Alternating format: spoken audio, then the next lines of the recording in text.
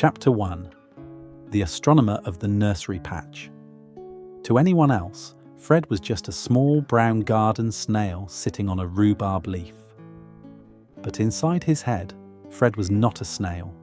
He was a space traveller. He was currently perched on the edge of the green galaxy, which Mum called the salad patch, staring up at the great blue ceiling.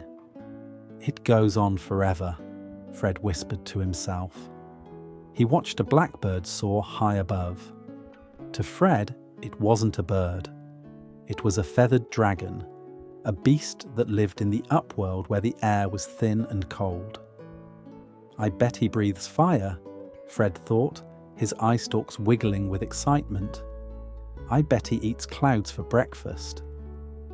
Fred looked past the dragon, higher still. He thought about the moon. The old snail, who lived under the overturned pot, said the moon was actually a hole in the night sky where the light from the other side shone through. Fred liked that idea. He imagined crawling up a long blade of grass right into the stars and sliding through that hole to see what was on the other side. "Fred, your breakfast is wilting!" The voice popped Fred's daydream like a bubble. He blinked. The green galaxy turned back into a salad patch.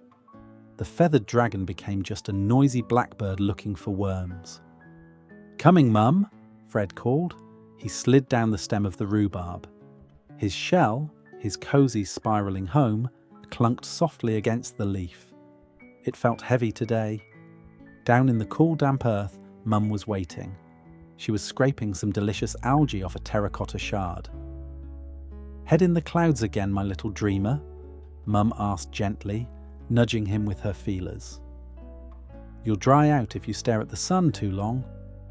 "I wasn't staring at the sun," Fred said, taking a bite of algae. "I was thinking about the giants." Mum sighed, a soft wheeze of air.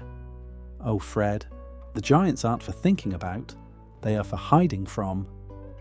"But the old snail says they are magic," Fred argued, his mouth full. "He says they bring the rain in their shiny green snakes. He says they push the sun down when they want to sleep."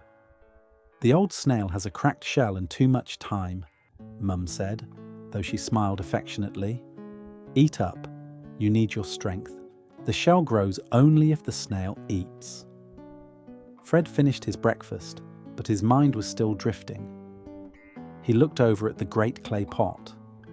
It was the biggest mountain in the world. It marked the end of the nursery patch and the beginning of the unknown. Fred often imagined that behind the great clay pot lived monsters made of slime, or maybe, if he was lucky, friendly aliens with shells made of diamond. Suddenly the ground shook. Thump, thump. The vibrations travelled up Fred's foot and rattled his teeth. "Earthquake," squeaked a voice. Pip, the fuzzy, frantic moth, fell out of the sky and landed on Fred's head. "The sky is falling, or the ground is rising, one of the two." "It's not an earthquake," Fred said, his heart beating fast. He looked at the great clay pot. A shadow fell over them. Not a cloud shadow, a solid shadow. Fred looked up. High above, blotting out the sun, was a giant. It didn't look magical. It looked enormous, pink and terrifying. A hand, larger than the entire nursery patch, reached down. Fingers like tree trunks wrapped around the rim of the great clay pot. With a terrible scraping sound that made Fred's shell vibrate, the mountain was lifted into the air. The barrier was gone. The safe, enclosed world of the nursery patch was suddenly wide open. Wind rushed in. The bright, harsh light of the unprotected sun hit Fred's face. "Oh no," whispered Fred. The magic wasn't real. The giants didn't bring the rain. They just took the walls away. Chapter 2. The World Without Walls. The nursery patch had always been shady. It had always been cool, but now without the great clay pot to block the sun, it was suddenly hot and bright. Too bright. "My eyes," squeaked Pip, flapping his wings wildly and bumping into a dandelion stem. It's too shiny. The sky is leaking light everywhere. Around them, the snail community was in a state of slow-motion panic. To a human, it would have looked like nothing was happening. But to Fred, it was chaos. Snails were sliding over each other. Antennae were waving frantically. The comfortable silence of the morning was replaced by the wet squelch of 100 nervous tummies moving at once. "Stay close to me, Fred," came a deep, rumbly voice. It was his dad. Dad was a large snail with a shell the colour of dark oak bark. He was strong and sensible. He didn't believe in space dragons. He believed in good soil and thick shells. "Mum," Dad said, turning his large head, "we need to move the young ones to the damp earth under the fence. The sun will dry them out if we stay here." "I can't move," Fred whispered. He really couldn't. His body felt like it had turned to stone. He looked at the vast open garden stretching out before him. In his daydreams, the open world was an adventure. But in real life, it was just big and scary and full of sharp things. What if a bird sees me? What if I step on a thorn? What if I get lost forever? "Fred, move!" Pip yelled, landing on Fred's shell. "The ants are coming. They look organized. I don't trust them." Fred tried to push himself forward, but his foot wouldn't listen. He squeezed his eyes shut. Maybe if he imagined he was a rock, everyone would leave him alone. Thump, click, thump, click. A sound cut through the panic. It wasn't the soft slide of a snail. It was the hard, armoured walk of something wearing boots. Fred opened one eye. Pushing through the tall grass was a tank. Well, not a tank. It was a stag beetle. But he was built like a tank. His shell was shiny black and covered in scratches.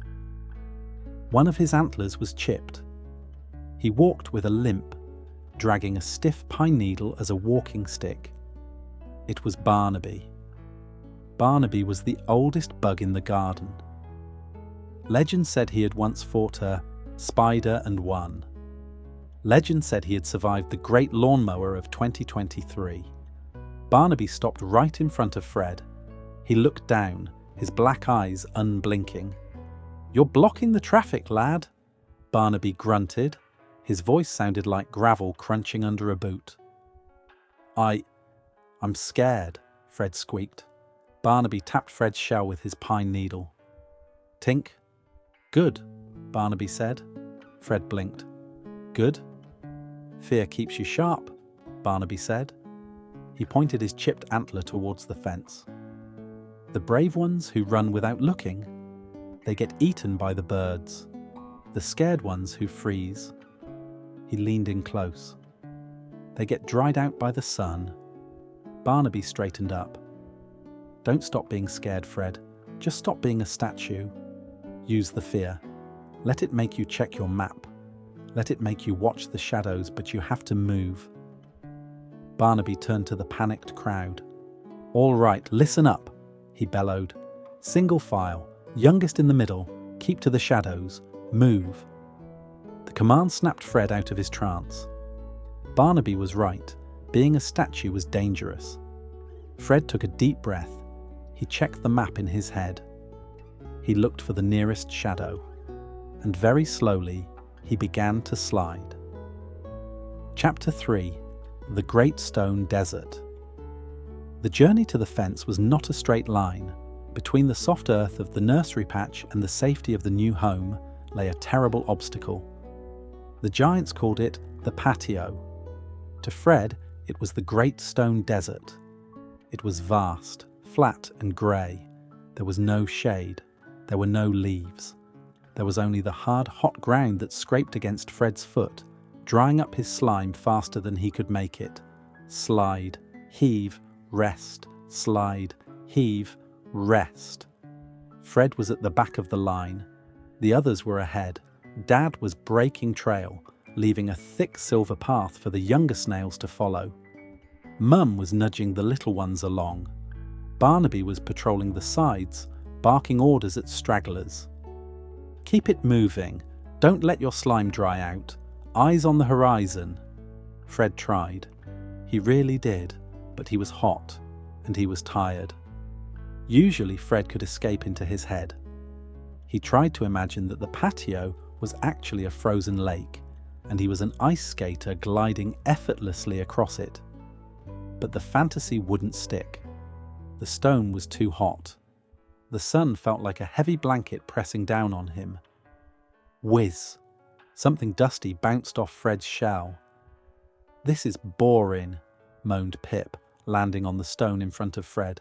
"Why are you so slow, Fred? Even the ants are beating us, and they have tiny legs." "I'm carrying my house," Fred panted. "You just have wings." "Wings are heavy too," Pip argued, though he hopped into the air effortlessly. "Look, here come the naked snails. Even they are faster than you." Fred looked to his left. A family of slugs was sliding past. They looked strange to Fred, like snails who had forgotten to get dressed. They were sleek, wet, and wobbly. But Pip was right. Without a heavy shell on their backs, they were moving twice as fast as Fred. They looked cool. They looked flexible. They could squeeze through tiny cracks that Fred would never fit through. For the first time in his life, Fred felt a prickle of something ugly in his tummy. It wasn't hunger. It was envy. He looked at his own shell. He twisted his neck to see the brown spiral. It was huge. It was heavy. It bumped into things. It made him slow. "Why do I have to carry this?" he thought miserably. "It's just a rock that grows on my back. If I didn't have it, I could be fast like the slugs. I could be flying like Pip." "Fred!" Barnaby's voice boomed. The old beetle limped over, his shadow offering a moment of cool relief. "Stop staring at the slugs, lad. You'll get shell envy. It's a dangerous thing." "They're so fast," Fred whispered, "and I'm so heavy." "Fast isn't everything," Barnaby grunted. He tapped his chipped antler against his own hard black casing. "Armor has a price. Speed has a price. You pay for what you get." "I'd pay anything to be light," Fred muttered under his breath, too quiet for Barnaby to hear.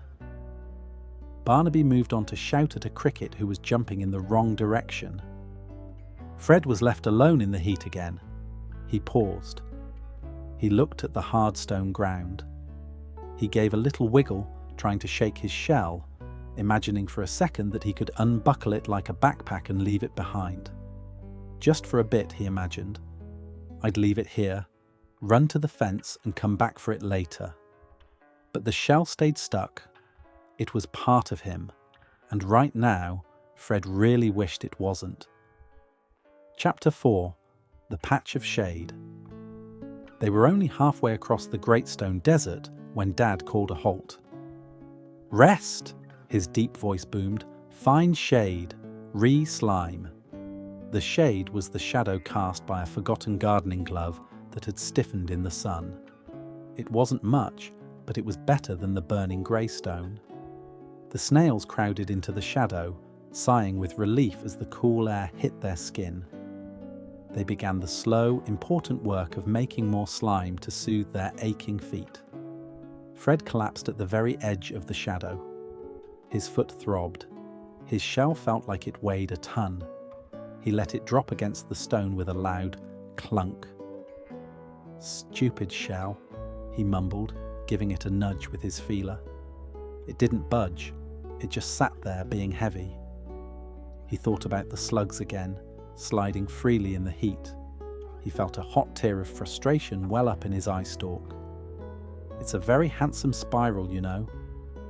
The voice was soft, like moss being stroked. It didn't boom like Barnaby's or squeak like Pip's. Fred looked up. Hanging from a thumb of the gardening glove was a creature Fred had never spoken to before. She was long and segmented, like a beetle grub, but much prettier. She was a pale, creamy yellow colour. "I'm Luna," she said politely. She was a glowworm, though it was too bright outside to see her shine right now. Fred sniffed. It's not handsome, it's heavy. It's the reason I'm last. I wish I was a slug. Luna slowly climbed down and landed next to him. She didn't rush. She moved with a gentle, deliberate grace. She crawled right up to Fred's shell and tapped it lightly with her antenna.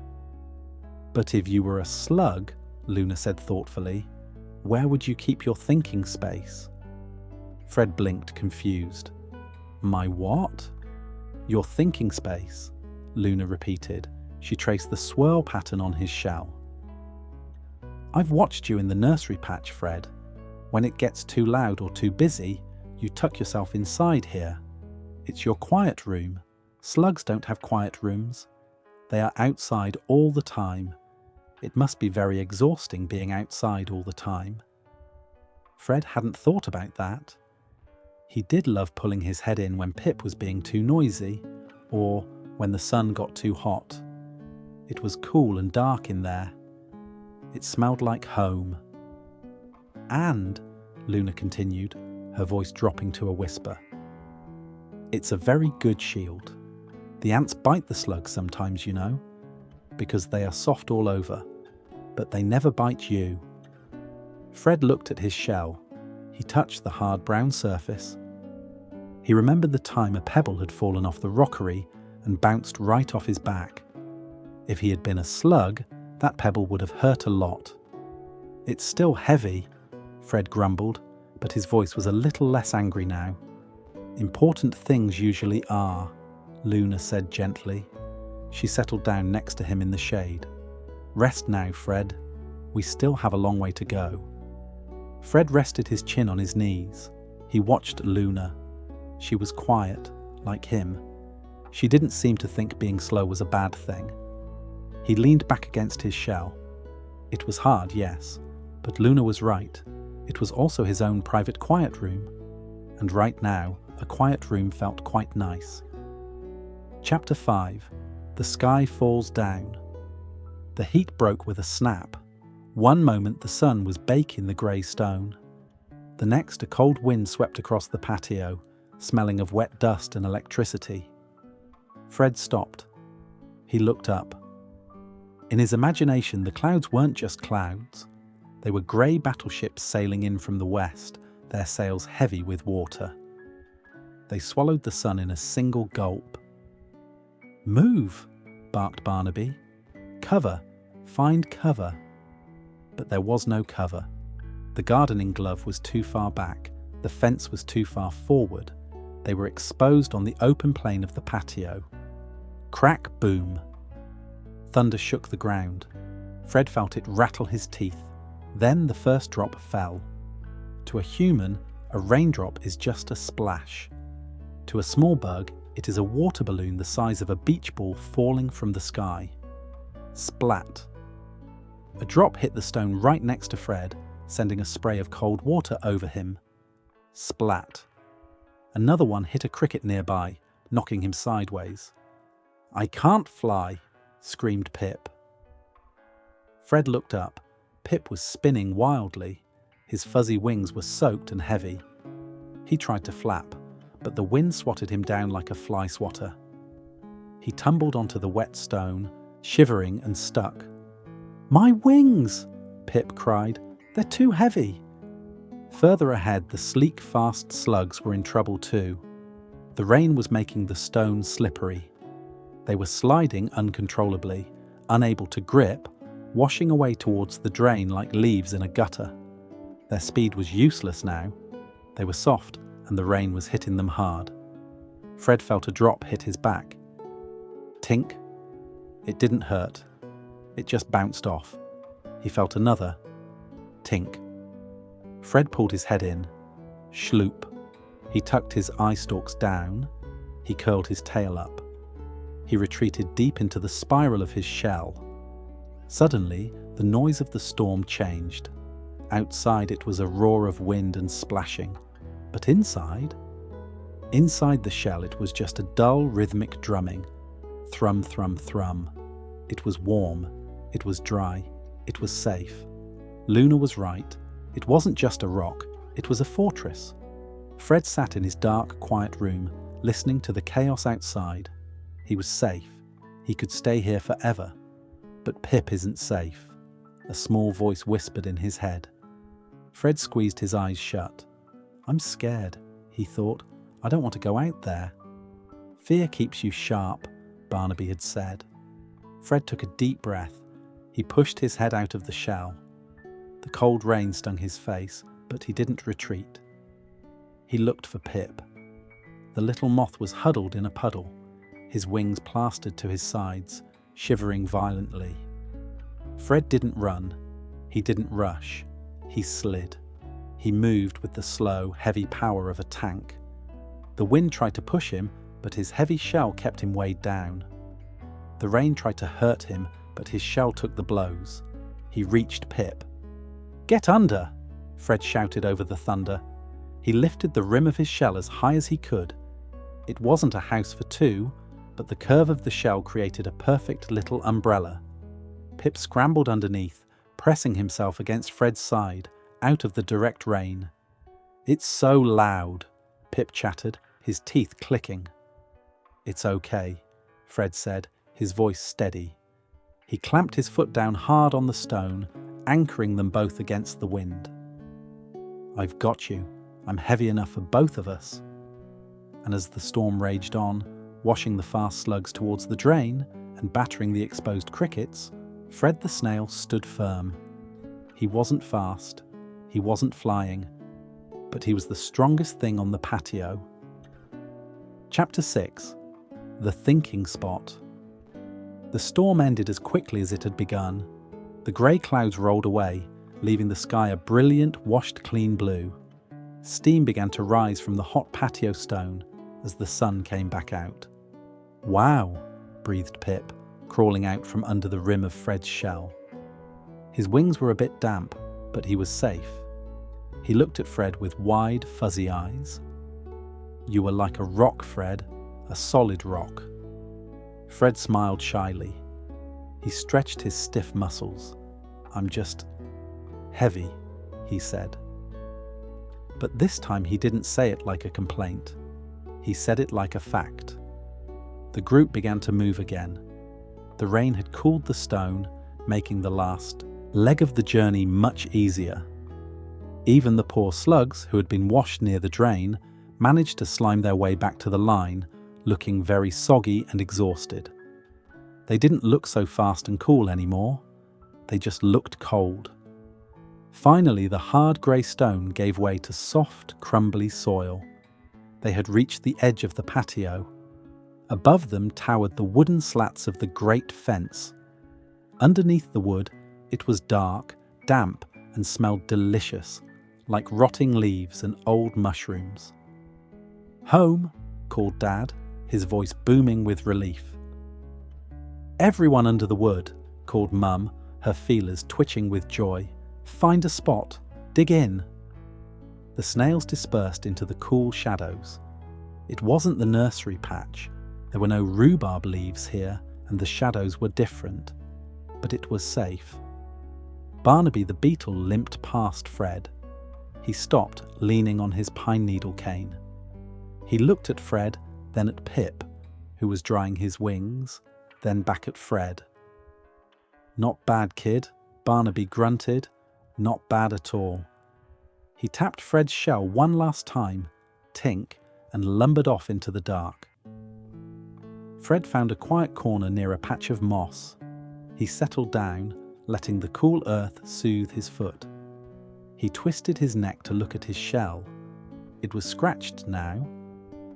There was a little white mark where the rain had hit it hard, and a scuff from where he had anchored himself against the wind. It wasn't perfect anymore, but it was strong. What are you doing? Asked Luna, settling into the moss beside him. Thinking, said Fred. About space dragons? Asked Pip, fluttering down to join them. Fred looked out at the garden. The sun was setting, turning the puddles on the patio into pools of gold. No, Fred said softly. I was thinking that I'm glad I'm not a slug, and I'm glad I'm not a moth. He pulled his head back into his shell. It was dark inside. It was quiet. It was his room. "I'm a snail," his voice echoed from inside the spiral, "and I think I'm exactly the right weight." Outside, the stars began to come out, twinkling in the vast, giant sky. And safe in his heavy home, Fred fell fast asleep, ready for whatever the garden would bring him tomorrow. The end.